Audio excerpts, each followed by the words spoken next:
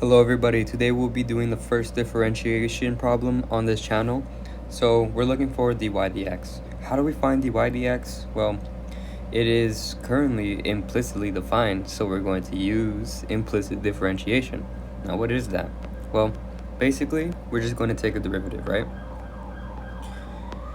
But this time we'll take a derivative of the whole equation.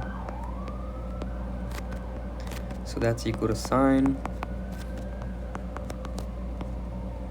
Let's do this now. We're going to take a derivative of x squared y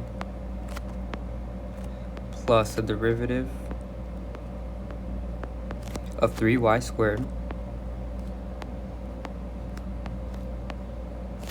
which is equal to the derivative of sine x.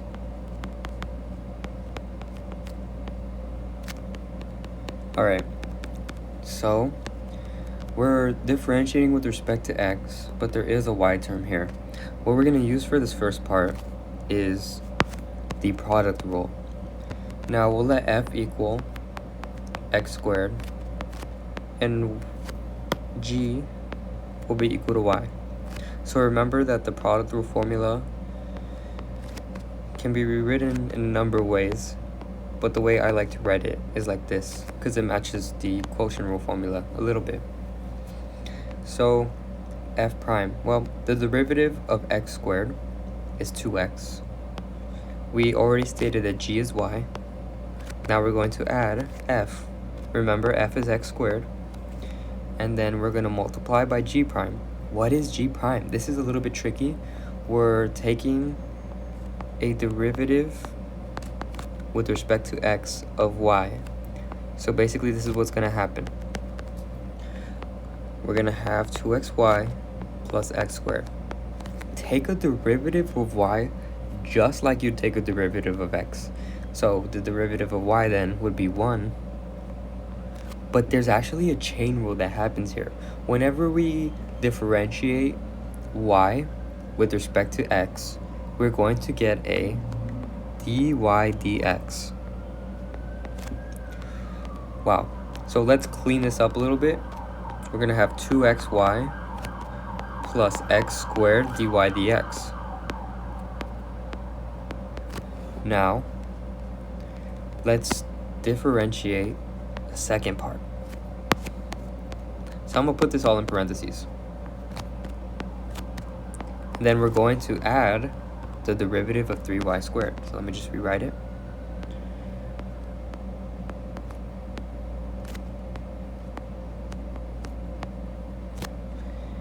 Which is equal to the derivative of sine. Remember, the derivative of sine is cosine. So instead of writing derivative again, I'm just going to write cosine. But I'm going to keep it for the y, just so we can get used to differentiating y terms. So let's go a line down now, because we're going to finally differentiate 3y squared. So, as before, we're going to differentiate this just like it was x. So we would get 6y, subtract 1 from the power, but then dy dx. Always multiply by dy dx when you're differentiating with respect to x. Dy dx. Put that in parentheses. And this is equal to cosine. Nice. So what are we being asked to find? Well, we're being asked to find dy dx, right? So basically, I kind of just want all terms with dy dx on one side of the equation, and then terms that do not have dy dx on the other side of the equation. So I'm going to get rid of the parentheses here so you can kind of see the terms we're working with. This is one term, second term, third term. So which one does not have dy dx? That would be 2xy. So I'm just going to subtract it from both sides of the equation. So we will find that x squared times dy dx plus 6y dy dx is equal to cosine minus 2xy.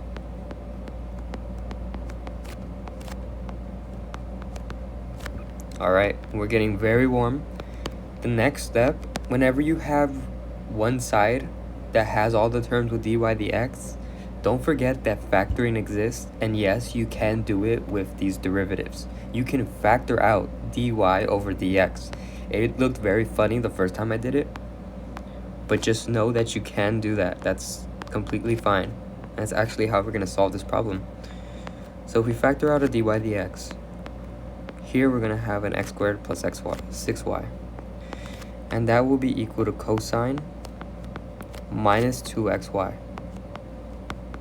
Now, if we want to solve for dy dx, and these are two